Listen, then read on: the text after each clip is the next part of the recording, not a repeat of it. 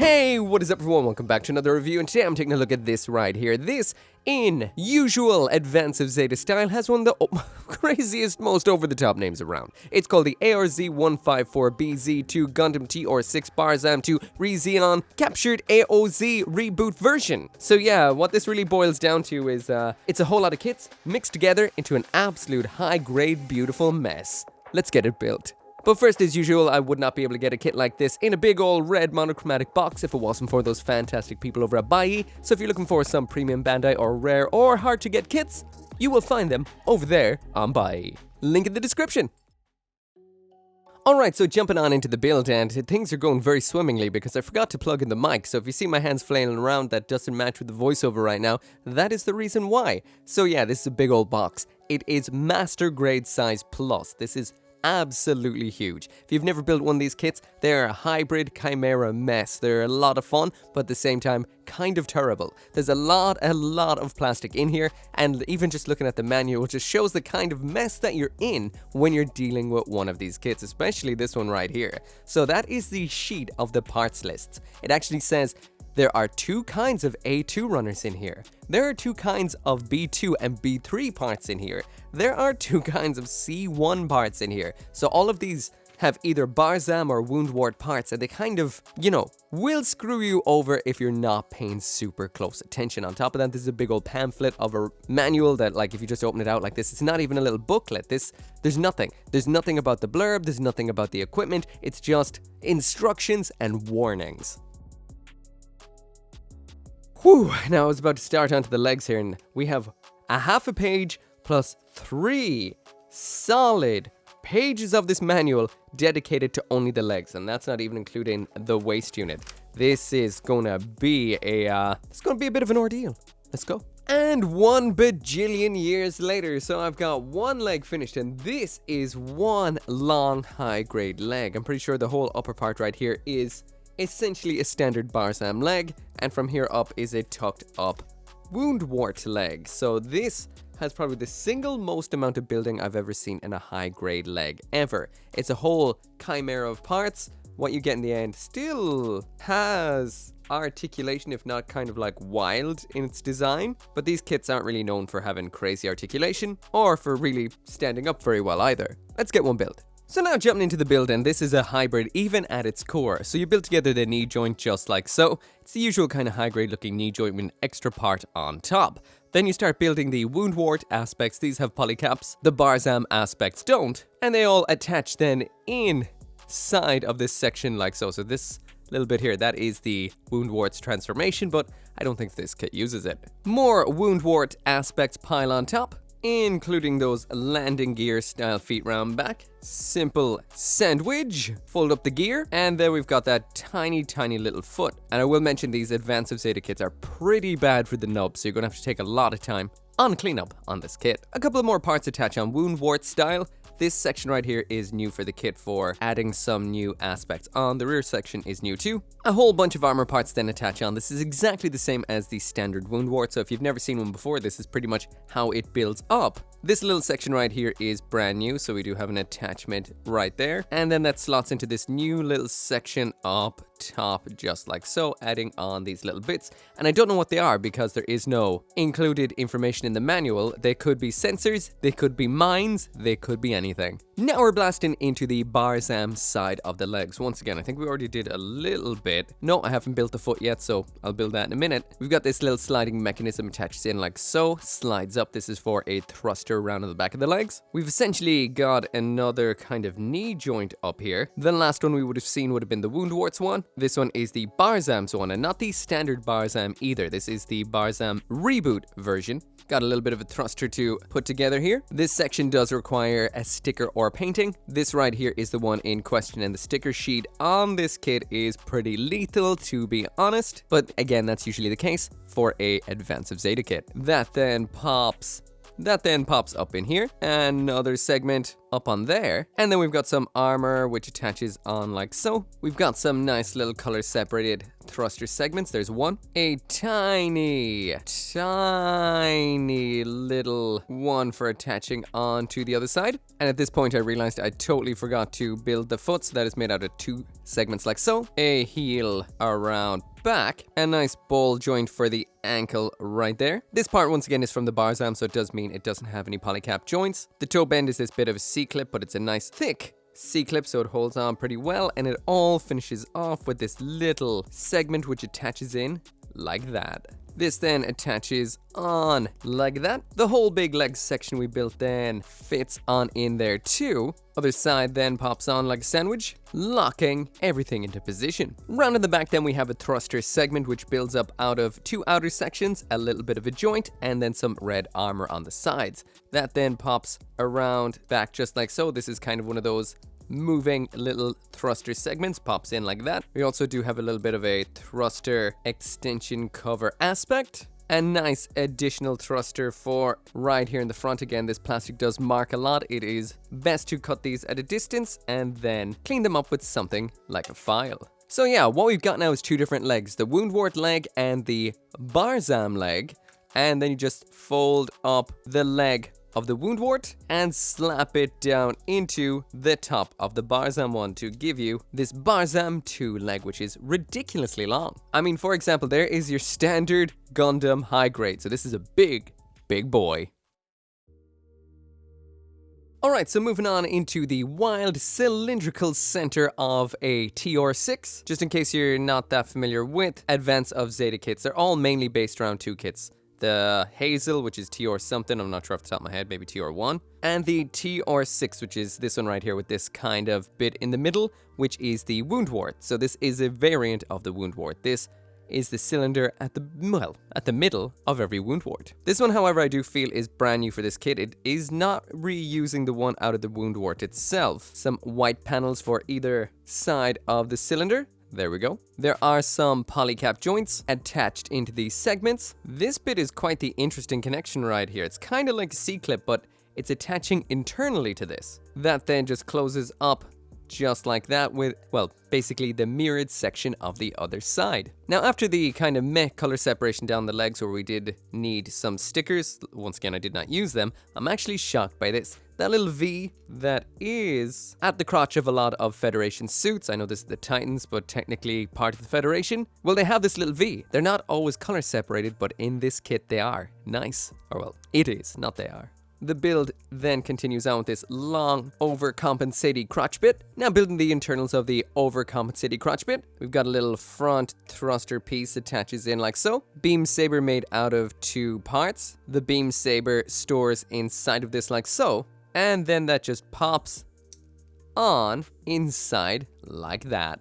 Building up some BARZAM butt flap now, so like I mentioned, a very hybrid between the BARZAM and the Woundwort. Bit of a hingy style joint for here. That then attaches onto the bit we just put together like so, so simple butt flap. Extra piece just attaches up top then, just like so. This butt flap then just pops into the back of what we just built, so it's coming together now. Apparently 1 butt flap is not enough for this kit, so it's time to build a second one. This additional section attaches up on top like that. A little bit of extra armor down here. 2 of these flap segments. There is 1. There is the second. And yeah, 1 butt flap is not enough for this kit. It needs 2, so there you go.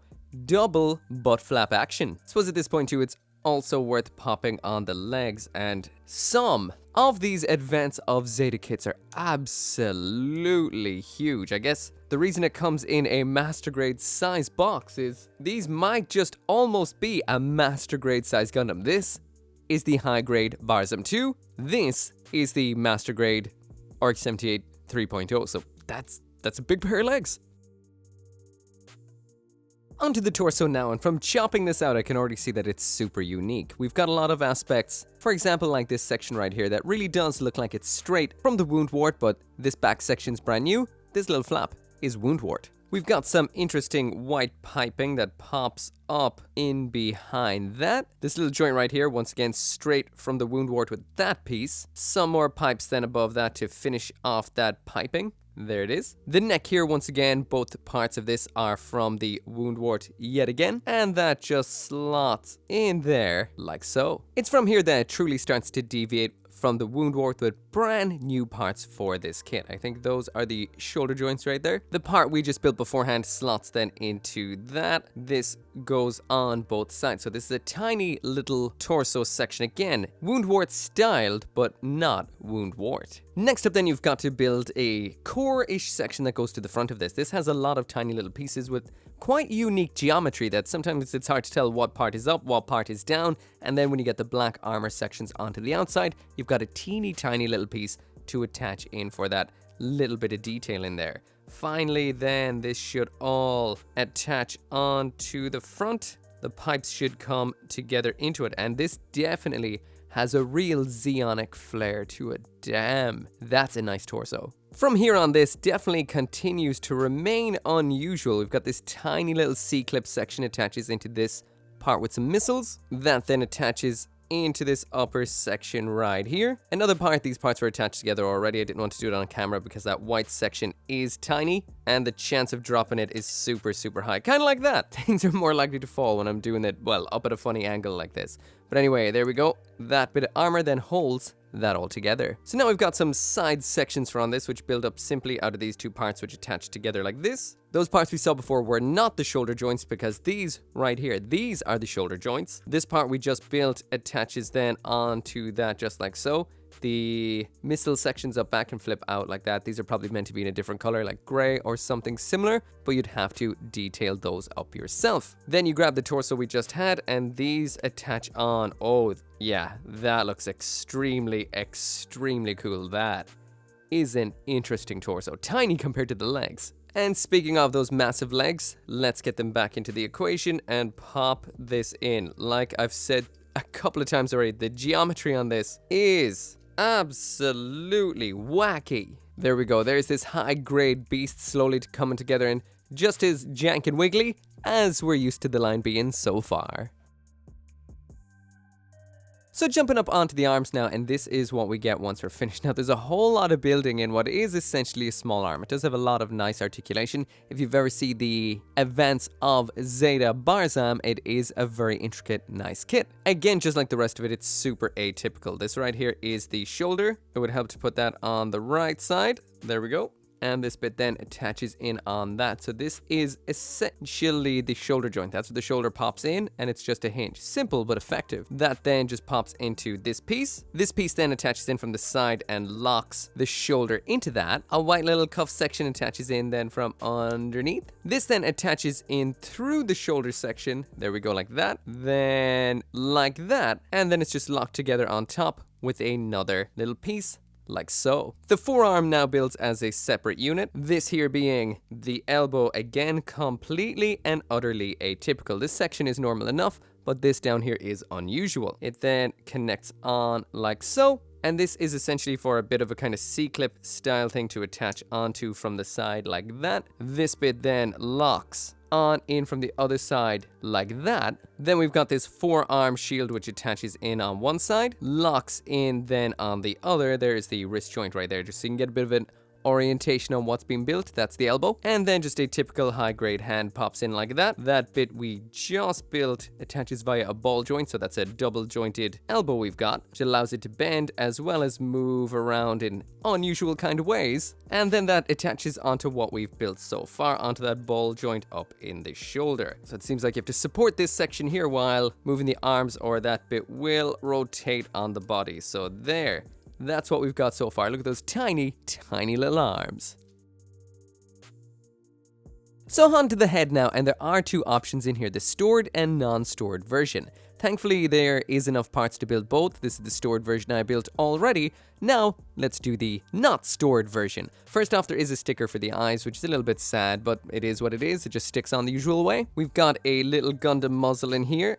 That is in red, which is very unusual to see. I'll also say the fit of the muzzle onto the eyes isn't that great. I know there are a wound ward part and a brand new part, so a little bit on the strange side. The eye stickers could be better too. We got some side armor that attaches onto the side of the head like so. Some armor that attaches onto the back. Next up then we've got that absolutely gigantic V-fin. That slides into the forehead armor just like so. That then slides onto the front of the head. We've got a little gray section that attaches on towards the back. A second V-fin that would rival the V-fin on most Gundams. That also pops down onto the head quite loosely, honestly. But it does get held into position with a final black piece just like so. Just look at that. That head looks like it could just get up and fly away. Alright, so finally bring the Gundam back into the equation. Well, it's not a Gundam technically, but it's a TR-6, which kind of makes it a Gundam. A bit hard to say. Snapping on the head, and just look at that. Actually, let's grab a standard Gundam again for comparison. This is much bigger than I thought it was going to be. I thought it was going to be regular Gundam size, so yeah, that big old box now makes sense. So finally now onto the aesthetics, and I'm going to have to mention straight off the bat that this took so long to build that this is going to have to be more of a mini review than a full review. Now when it comes to these kits right here, one weird way of kind of putting it, it is odd, but it's kind of the way it feels. And that is, I would almost refer to these, at least the bigger Advance of Zeta kits, to be pretty much pro Gunpla. That might sound a little bit ridiculous, but there's two main reasons for it. Reason the first. You are paying an absolute premium for these kits because there is so much going on inside of the box. So that does mean that essentially you've got 2 full kits in here, and that means you've got this many leftover runners with parts on them. Pretty much every runner in here has a part or so left on it besides the brand new ones for this kit. So that means you've got a whole ton of spare parts left over from the wound ward. Maybe enough to make a wound ward if you use the wound ward parts that we used. Maybe you could build a wound ward with this kit, not with the leftovers, but with the actual kit. Maybe you could do the same for the BARZAM too, I'm not sure, but both kits leave over so much. I see almost a full head for both of them, a full BARZAM's backpack. It looks like you can build the full standard reboot BARZAM with this. So you've got a whole lot of extra parts to put in your spare parts box for custom kits and extra plastic.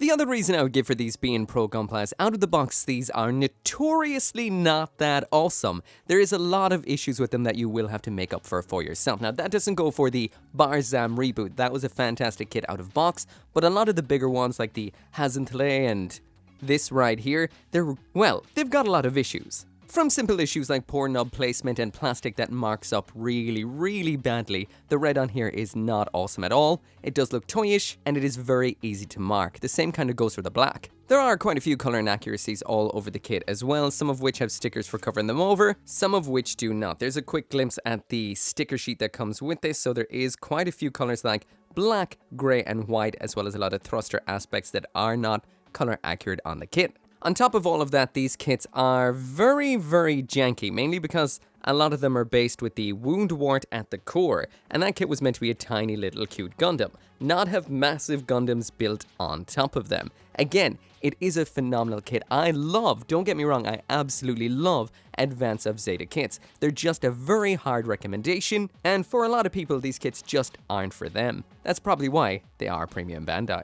Jumping finally into a size comparison now, and there it is beside a high grade and a master grade. So as you can see, this is massive when it does come to high grade size. However, I will mention it doesn't have the structural integrity of a master grade to kind of deal with the size that it is. So a lot of the time, there is a lot of issues. It's nice, it looks cool, but it's not nice to touch. So let's move into the touching. So jumping right on into the articulation, I'm doing the second instead of third because mainly, this is a special kit that needs some special treatment. So the articulation on this is pretty woeful. The BARZAM parts are good, the wound ward parts are a little bit funny, and the whole thing is hyper mega jank. This is not a kit for posing at all. If posing kits is your favorite thing to do, then this right here is just going to be a nightmare. It's more of a series of elements put together as a model as opposed to an actual Gundam plastic model kit in its usual kind of way that we know them. That's about all you're gonna get, and I'm surprised something didn't fall off during that. Yeah, posing this up is not what this kit is all about. This kit is just for display. If you want to make yourself a bit of a Advance of Zeta hanger with a bunch of Advance of Zeta concept kits in it, well, you can do that. But besides that, it's not going to be really blowing any minds pulling off poses. And you're going to need a stand, definitely. So last up on the chopping block today is the accessory. So here's the high-grade BARZAM 2 with absolutely everything that it comes with. What we get in here is the crazy BARZAM rifle, an attachment for using on top of it, an alternate stored version of the head, an attachment for a sub-arm in the crotch, and one beam saber. But we do get 2 beams. So when it does come to the hands in here, we have the standard Gundam holding hands only. So as far as I can tell, these are the standard type with a ball joint, so not too hard to get alternate ones if you do. Well, I suppose the inner frame on this is a lighter color than the average inner frame, so it might be hard to match. But like I've said before, pro Gundam kit, because there are other hands in here. These are the hands of the wound wart, so we do have some widespread, or should I say kind of relaxed style ones. I'm not seeing the wrist joint for these in here. It does have an unusual style wrist which kind of has a bit of a hinge, then a peg, so you could try and actually do something with these to use them, again, if you had the know-how and some parts lying around. Maybe some wrists could be modified from another kit. We also do have an alternate head in here. This one right here, this is the one I've had on it the entire time so far. It's got a really odd little face that doesn't kind of line up correctly with its own eyes. Again, might be just a case of using some older wound wart parts. Right here is one of those kits that really isn't too nice to touch. It's got an overly wiggly neck. The attachment is quite tight, and yeah, it doesn't take much to make it pop off at a whole lot of places. So let's pretend that didn't happen, that it is still attached onto his body, and that's what the stored head looks like. It's not as exciting, but it is nice that they do include all the parts for both inside of the box. But yeah, the main reason I did the